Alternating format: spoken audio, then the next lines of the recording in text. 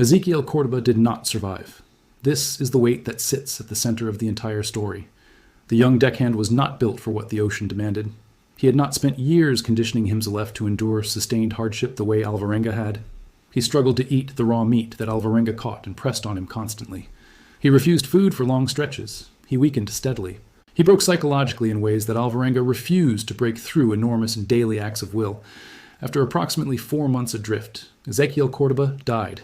Dehydration, starvation, the collapse of the will to continue. Alvarenga held him as he died. He tried everything until the very last moment. When Cordoba died, Alvarenga kept the body in the boat for several days, unable to let go. Then he committed the young man to the ocean, and he was completely alone, somewhere in the middle of the Pacific, months from where he started. His only companion gone. And he made a decision, not a plan, not a strategy, a pure decision. He was not going to die out here. Everything that follows in the next several months flows from that single act of will made alone on a small fiberglass boat in the middle of the largest ocean on the planet. Alone, the psychological battle became as serious as the physical one. Human beings are not designed for solitude of this magnitude. We are social animals who need contact, conversation, and connection to maintain psychological stability over extended periods. Complete isolation over months produces hallucinations, cognitive breakdown, profound depression, and eventually a detachment from reality that makes continued rational survival behavior impossible. Alvarenga fought this with everything he had. He talked to himself constantly. He talked to Cordoba as if the young man were still present, holding conversations about ordinary things, keeping the sound of human interaction alive in his mind. He talked to God. Always he talked to his family. He thought about his daughter, a girl named Fatima, whom he had left behind in El Salvador years earlier and had not seen in a long time. He made her a promise in his head. He was going to see her again. He was going to get back. That promise became one of the anchors that kept him from drifting psychologically the way the boat was drifting physically. He also created routine. Routine is one of the most powerful psychological survival tools available to a person in an extreme situation because it imposes structure on chaos, and structure creates the feeling that the situation has some element of control even when it objectively does not. He woke at the same time. He fished at the same time. He rationed his activities through the heat of the day. He watched the stars at night the way sailors have navigated by them for thousands of years, not because he could steer the boat anywhere, but because it gave him something to do that felt purposeful. The physical toll of 438 days at sea on a human body is almost impossible to fully describe. The equatorial Pacific sun, without adequate shade, causes devastating damage. Severe sunburn progresses to something beyond sunburn, a chronic assault on the skin that causes peeling, cracking, bleeding, and long-term cellular damage. Alvarenga used his clothing to cover himself during the worst heat of the day. He built a rough shelter with the ice chests and whatever else the boat offered. His eyes suffered damage from the constant glare of sun on open water. At night, the temperature dropped sharply, and he had no insulation against the cold beyond whatever he could wrap around himself. His body weight dropped dramatically over the months at sea. A man who had left Mexico as a healthy and physically powerful commercial fisherman was reduced to skin stretched over visible bone. His muscles atrophied from the combination of inadequate nutrition and the kind of sustained sedentary survival that drifting at sea requires. His digestive system adapted to processing raw meat and minimal fresh water in ways that produced significant pain for months before his body adjusted to the new reality. Cuts and scrapes from fishing and from the rough surfaces of the boat became infected repeatedly. He had no antibiotics, no antiseptic, nothing to treat infection. He cleaned wounds with salt water and let his immune system fight its own battles. It won. Every time it won. Sharks were a constant presence around the boat. They circled. They bumped the hull. They were interested in whatever was happening around this drifting object that had become its own small ecosystem. Alvarenga had fished around sharks his entire adult life. He understood their behavior in the practical way of someone who has worked alongside apex predators for years rather than studied them from a distance. He was never attacked. He learned which moments were dangerous and positioned himself accordingly. He used sharks as a source of information about what was happening in the water around him. When the sharks behaved in certain ways, he knew specific condies, in different ways simultaneously. The sun, the thirst, the isolation, the cold nights, the sharks, the physical deterioration, the psychological erosion. He countered every single one of these threats with the tools he had available, his body, his experience, his refusal. After over a year at sea, the Panga made landfall. On January 30th, 2014, after 438 days adrift, the boat drifted close to the Eben Atoll in the Marshall Islands, a tiny remote collection of islands in the middle of the Pacific, roughly 6,500 miles from where the journey had begun on the coast of Mexico. Alvarenga saw land. And he went into the water and swam toward shore. His legs barely worked after more than a year of minimal use. He reached the beach and found two local residents, Russell Lycadrick and his wife Ibon, in a small house near the shore. He tried to communicate, but was barely coherent. The couple took him in immediately. They fed him. They gave him water. They contacted the local authorities. Word traveled, and within days the story of what had happened reached the rest of the world. The world did not quite believe it at first. When the details of Alvarenga's survival became public, the scientific and medical community paid extremely close attention. Survival medicine experts, oceanographers, psychologists, and nutritionists all examined the account, trying to understand how it was physically possible. Several findings emerged. First, the combination of raw fish, turtle blood, seabird meat, and rainwater, while deeply unpleasant, provides a surprisingly complete nutritional profile if consumed in sufficient variety and quantity. The nutrients available in the raw flesh and blood of the marine life Alvarenga consumed kept his body functioning at a minimal but sufficient level across 14 months. Second, the human body's capacity to adapt to a radically changed nutritional environment is far greater than previously documented. Alvarenga's digestive system essentially restructured itself over the months at sea to extract maximum value from the resources available. Third, the psychological survival strategies he employed, maintaining routine, maintaining social connection through imaginary conversation, maintaining a specific emotional purpose through the promise to his daughter, are textbook examples of exactly the cognitive tools that survival psychology recommends. He did not know the textbook. He found his way to those strategies through instinct and necessity. Fourth, and perhaps most importantly, Alvarenga's pre-existing conditioning as a commercial fisherman gave him a baseline of physical toughness, practical ocean knowledge, and psychological resilience that was almost certainly the decisive factor.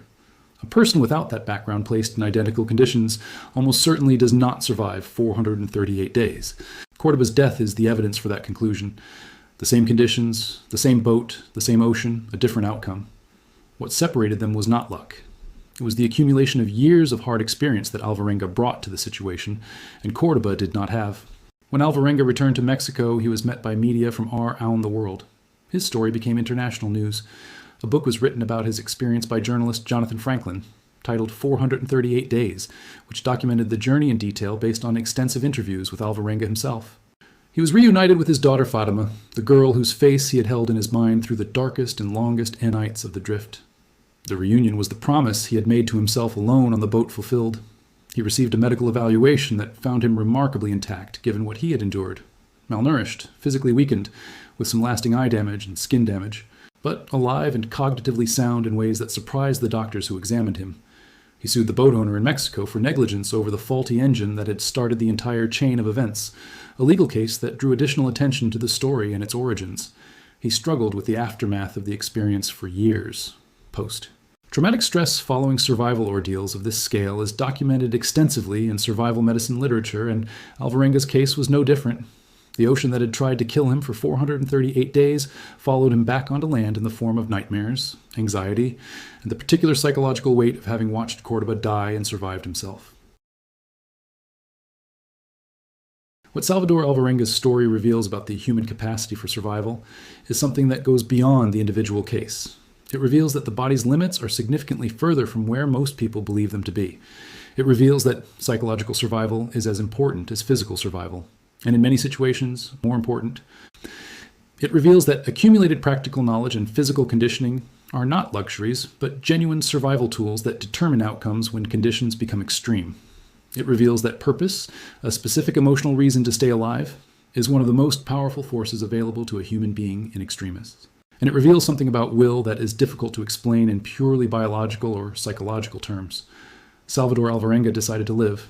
He made that decision consciously, repeatedly, on days when the rational calculation said that dying was the easier and more likely outcome. He made it when Cordoba died, and the loneliness of the open Pacific pressed down on him with its full weight. He made it every morning when he woke up on a drifting boat with nothing but water in every direction, and another day of the same survival routine ahead of him. He made it 438 times in a row. That is what the ocean could not take from him, and that is why he came home. Salvador Alvarenga did not plan to make history. He planned to go fishing. On November 17, 2012, he climbed into a small 24-foot fiberglass boat on the coast of Mexico, started the engine, and headed out into the Pacific Ocean with one other man beside him. A young deckhand named Ezequiel Cordoba. They expected to be gone a few days. They expected to come back with a boat full of fish, collect their pay, and go home. Instead, a storm found them. The engine died. The current took them. And what followed was 438 days adrift in the open Pacific Ocean, the longest survival at sea in recorded human history. No rescue ship reached them in time. No technology saved them. One man came back alive, using nothing but instinct, desperation, and a refusal to die that went beyond anything science can fully explain. This is that story, every day of it, every decision, every moment where one ordinary man chose to keep living when the ocean gave him every reason to stop. Before the ocean took him, you need to understand who Salvador Alvarenga actually was. He was not a tourist. He was not an amateur sailor who wandered into danger by accident. He was born in El Salvador in 1975 and grew up poor in a country shattered by civil war and poverty. As a young man, he made his way to Mexico and eventually landed in Costa Azul, a small fishing village on the Pacific coast of Chiapas. He became a commercial fisherman, the kind who goes out into genuinely dangerous open water in small motorized boats called pangas for days at a time, hunting shark, marlin, and yellowfin tuna far from shore. He was considered one of the best in the community. Tough, experienced, completely comfortable in conditions that would terrify most people. He had survived bad weather before. He had handled mechanical failures before. He knew the Pacific the way only someone who has spent years working on it in small boats can know it. His employer, a fish camp owner named Willie, trusted him completely. On November 17, 2012, Willie gave him one of the best equipped pangas available and sent him out with Cordoba, a young man, new to the work but eager to learn. The plan was simple. Fish for a few days, come back heavy, go home. It was a trip Alvarenga had made dozens of times without incident.